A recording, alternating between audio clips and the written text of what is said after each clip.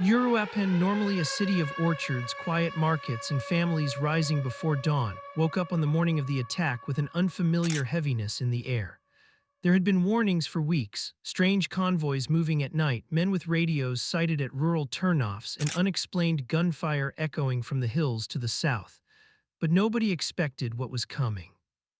At 5:42 a.m., before the sun had even cut through the morning haze, a military alert crackled over the operations channel.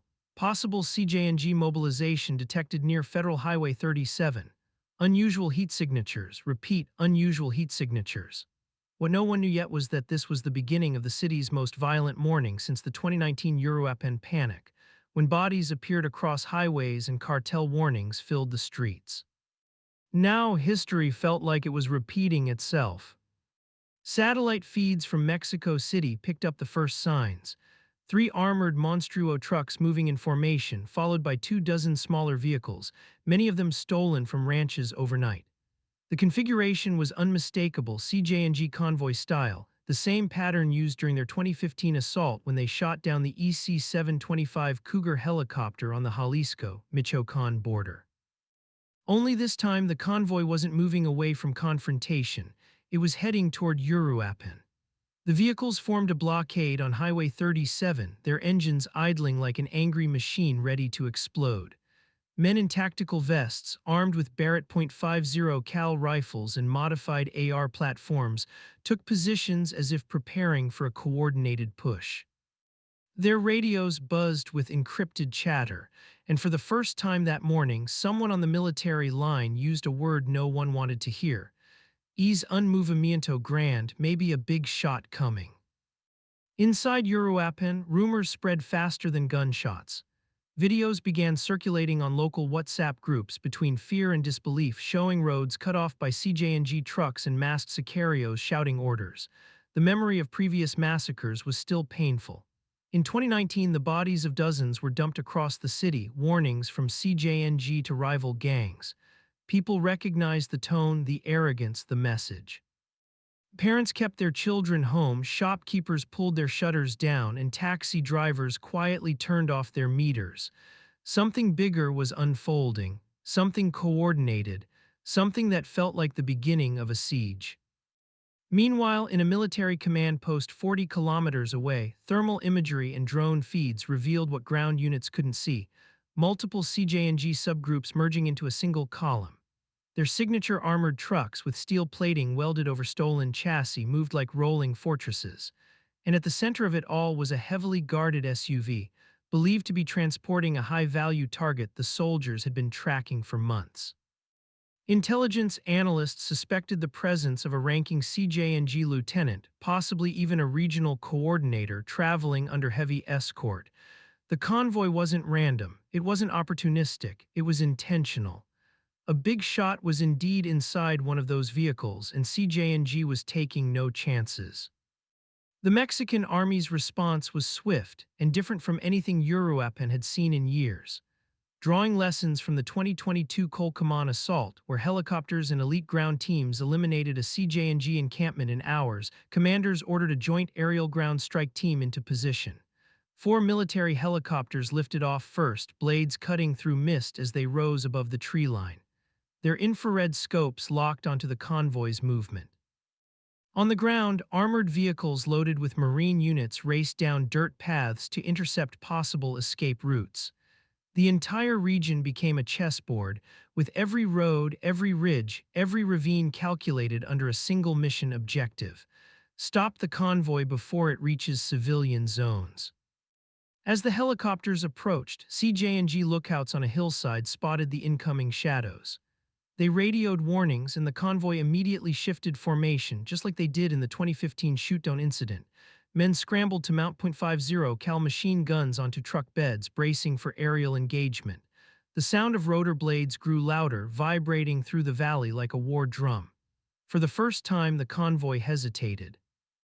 That hesitation gave the military the opening they needed. From the lead helicopter, a spotlight pierced the dark morning, locking onto the armored trucks. The booming voice from the loudspeaker echoed across the highway: "Rhindance, drop your weapons, you are surrounded." But surrender was the last thing CJNG ever considered. Gunfire erupted instantly, wild, heavy, and desperate. Bullets tore upward toward the helicopters as the convoy broke into multiple directions. The ambush had begun. This was the moment every analyst feared and every soldier had trained for. Above the chaos, the pilots radioed one chilling line to command. Convoy split, engaging, it's about to get violent. The first burst of gunfire erupted like a chain of fireworks ripping through the morning air. The CJNG convoy, now scattered into three groups, accelerated in different directions, hoping to confuse the aerial units. Their strategy was familiar: divide, break contact, and regroup at a secondary point. It was the same maneuver they used during the Aguililla clashes of 2020, when their armored trucks outpaced ground forces and forced soldiers into a prolonged fight. But this time the military was prepared. The helicopters sweeping above weren't operating blindly. Real-time thermal sensors tracked every vehicle, every heat signature, every flicker of movement under the canopy. What the cartel did not expect was the presence of the BAT's tactical squadron, a specialized aerial assault unit trained specifically for cartel convoy neutralization. The first helicopter hovered low over the eastern flank of the convoy, its rotors sending dust spiraling into thick clouds. CJNG gunners reacted immediately, opening fire with .50 cal Barrett rifles. The early shots were wild, panicked even as the gunners tried to stabilize themselves in the back of bouncing trucks. Tracers streaked upward in bright orange arcs, illuminating the battlefield in flashes of fire. But the helicopter pilots, drawing from tactical protocols refined since the 2015 shootdown, kept their distance just far enough to avoid RPG range. They moved in a zigzag pattern, maintaining altitude while releasing suppressive fire that shattered windshields, tore through engine blocks, and forced the convoy into disarray. On the ground, Marine units spread out in a complex pre-planned formation. Armored Sandcat vehicles moved into position along narrow dirt paths, while infantry teams advanced from the woods with night vision gear still strapped over their helmets, even though daylight was rising. The Marines remembered too well how CJNG ambush teams had once pinned down entire military patrols in Michoacan using elevated positions and roadblocks. This time, they refused to fall into the same trap. They secured high ground first, sealing off escape routes before pushing toward the chaos unfolding on Highway 37. As the helicopters closed in, one of the CJNG Monstruo trucks suddenly stopped and swung its armored turret toward the sky. The gunner, braced behind thick shielding, fired a burst that barely missed the first aircraft. The pilot radioed sharply, "Monstruo vehicle engaging, armored, target locked." Within seconds, the BAT's unit unleashed a precise counterattack. A burst of aerial fire hammered the vehicle, punching through its welded armor. The truck's hood exploded in flames, and the monstrous machine skidded sideways before tipping into a ditch. The gunner never stood a chance. But despite the setback, CJNG radio channels crackled with defiant orders. Their commanders shouted for the convoy to regroup near a rural turnoff leading into the hills, terrain they believed would give them cover.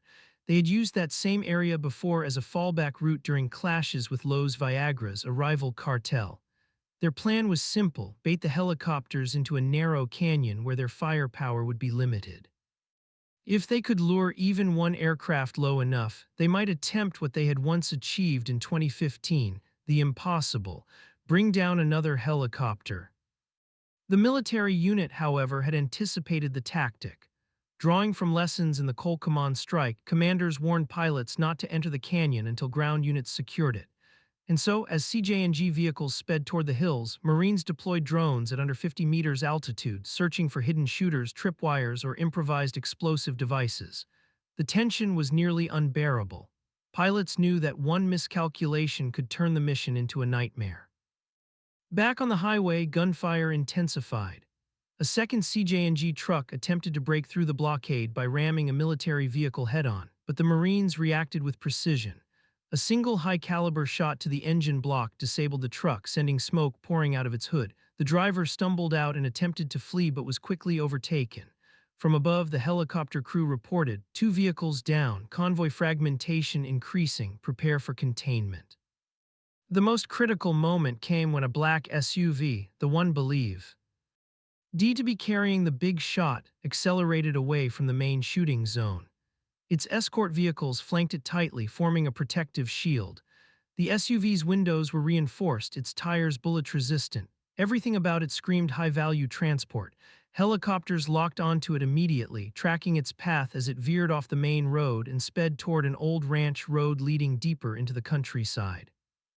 The convoy guards fired wildly at the sky, hoping to break the helicopter's focus, but military sensors were unrelenting. The spotlight followed the vehicle like a judgment from above.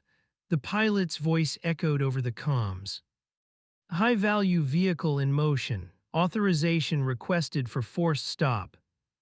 Command responded without hesitation. Authorization granted. Do not lose that SUV.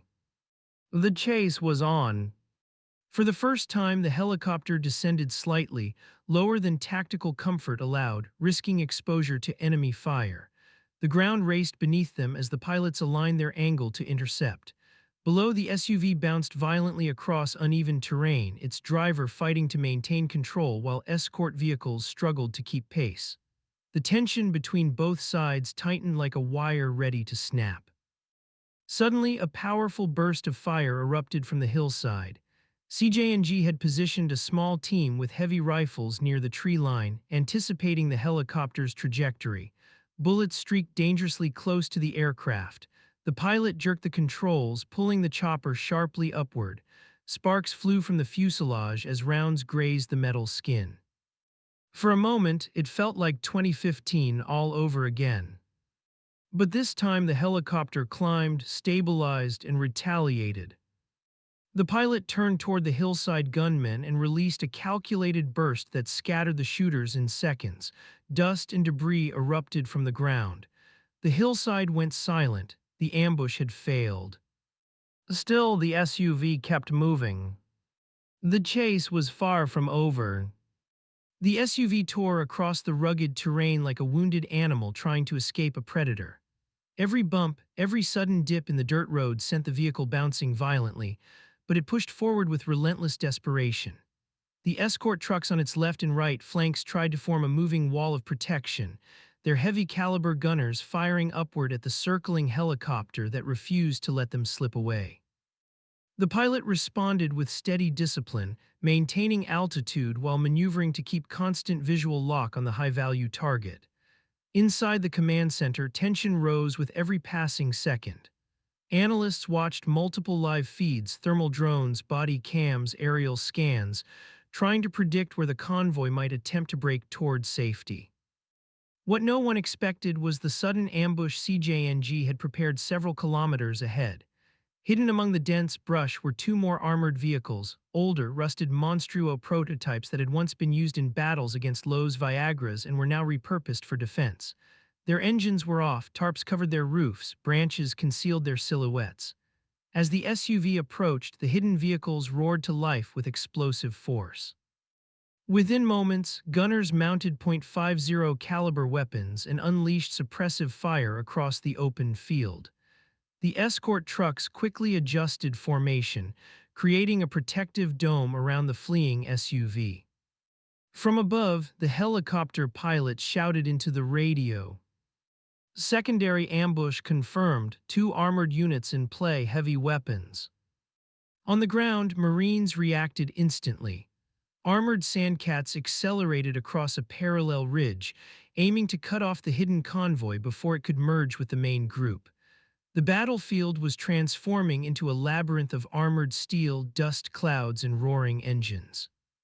The hidden Monstruo vehicles tried to open a corridor for the SUV, but military firepower was overwhelming. A second helicopter swooped in from the west, its spotlight slicing through the swirling dust. With precise bursts, it targeted the lead Monstruo's front axle. The truck jerked violently, its tires shredding as the vehicle skidded sideways and crashed into a dry ravine. The gunner tumbled off the turret, disappearing into the dust. The second hidden Monstruo attempted to retreat, but a ground unit intercepted it with anti-armor rounds, piercing the steel plates and igniting the interior fuel compartment. Flames erupted from the hull, sending black smoke spiraling into the sky. The SUV was running out of options. Still, it sped forward, zigzagging along the narrow terrain. The driver attempted a desperate maneuver, cutting sharply toward a steep slope that led to an abandoned ranch. The ranch was once used as a CJNG safe house and had hidden storage rooms carved into its foundation. If the SUV reached that building, the men inside could disappear into tunnels, forcing the military into a dangerous close-quarters search. The pilot recognized the trajectory and warned command. "They're heading toward the ranch. If they enter, we lose them." Command responded with urgency. "Contain before entry. Repeat, contain before entry." Marines accelerated down the slope from the north, approaching the ranch with coordinated force. Dust trails marked their rapid descent. As they neared the perimeter, CJNG shooters hiding behind the old cattle stalls opened fire, forcing the Marines to seek cover behind concrete water tanks. The firefight intensified. Bullets ricocheted off steel gates, splintered wood, and dug into dry earth. A Marine squad maneuvered to flank the shooters while another provided suppressive fire. The ground trembled from the helicopter hovering above, its presence adding pressure on the cartel defenders. Meanwhile, the SUV, now minutes from the ranch, was losing stability.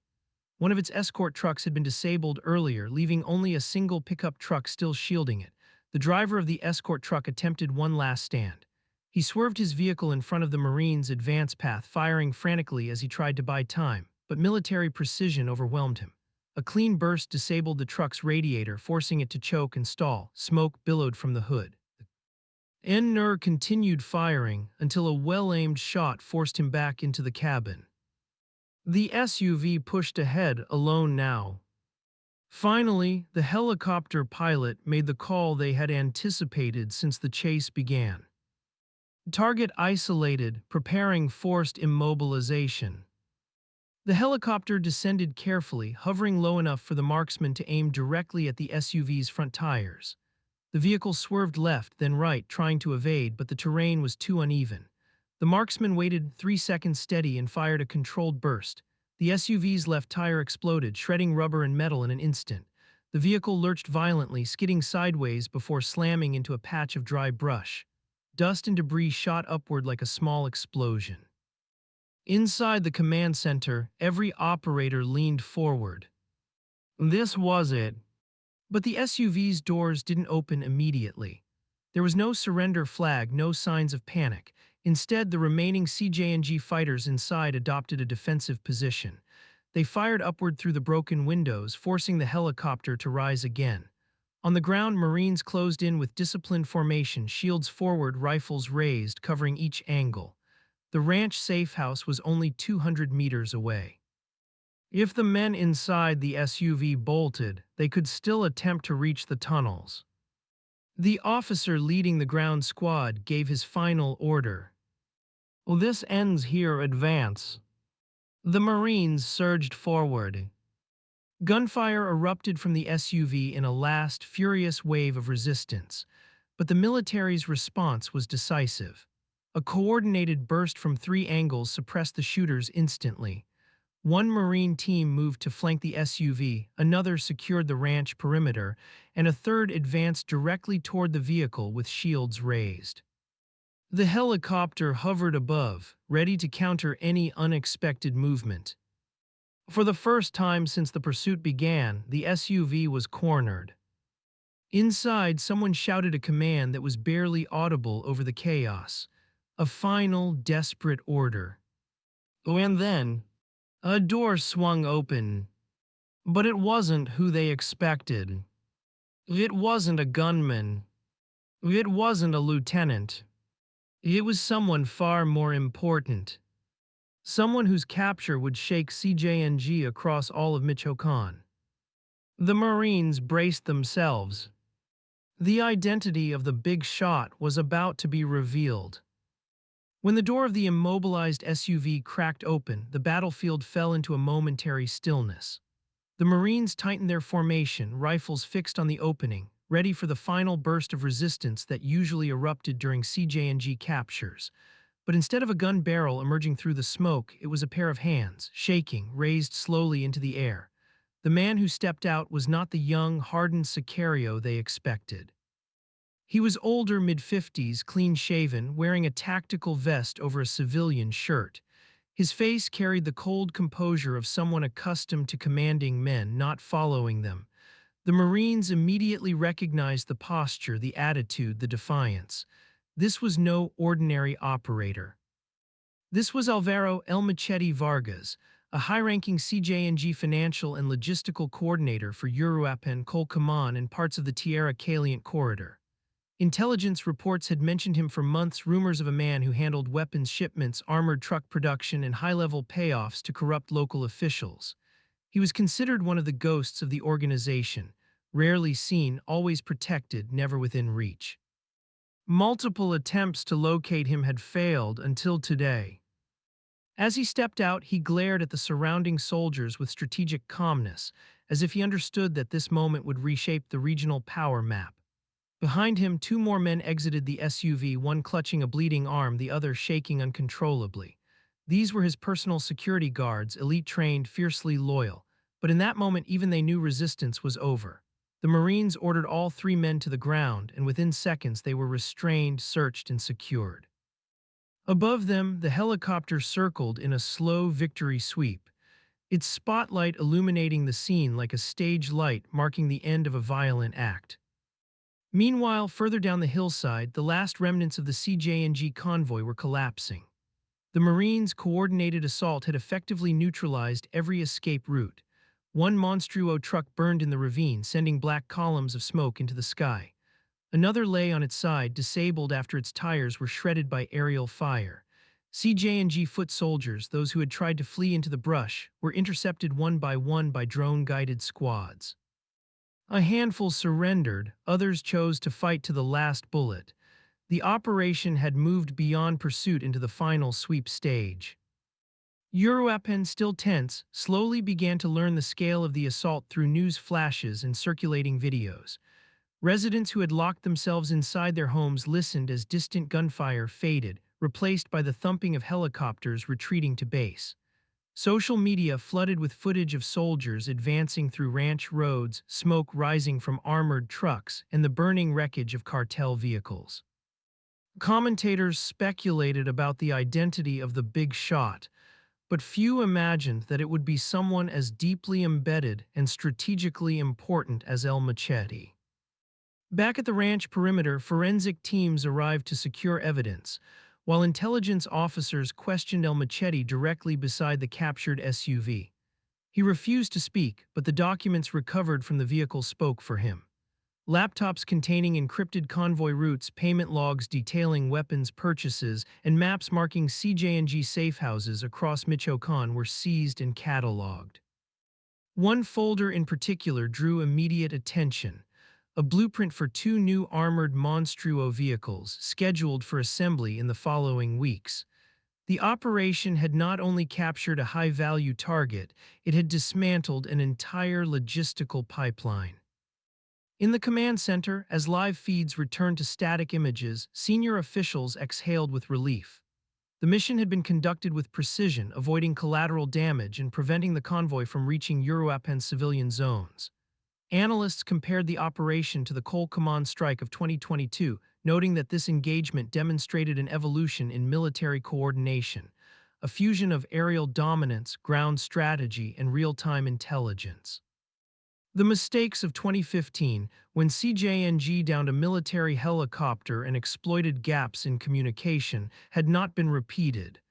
This time, the skies belonged wholly to the military.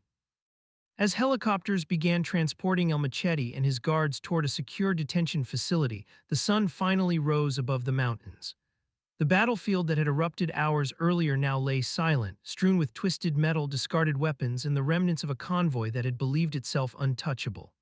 Marines moved through the area with disciplined precision, marking evidence locations, recovering weapons, and double-checking the terrain for any remaining threats. Local news stations broadcast live commentary, labeling the event as one of the biggest tactical blows to CJNG in Uruapan since 2019. Analysts predicted a ripple effect: internal power struggles, retaliation attempts, and increased military presence in nearby regions. But for the citizens of Uruapan who had awakened to fear, this ending offered something rare: A moment of reprieve, a sense that the overwhelming violence of the morning had not been allowed to spiral into another massacre. On a morning when Uruapan braced itself for yet another tragedy, the coordinated response of aerial and ground units changed the course of events. In a clash reminiscent of the darkest chapters of Michoacan's recent history, the Mexican military confronted a CJNG convoy armed with monstruo trucks, heavy rifles, and an audacity that once brought down a Cougar helicopter in 2015. But today, strategy, precision, and timing prevailed. A high-ranking commander was captured, an entire convoy was dismantled, and a city held hostage by fear was given a brief but powerful reminder that even the most ruthless empires can be shaken. The battle for Uruapan is far from over, but this was a blow they never expected.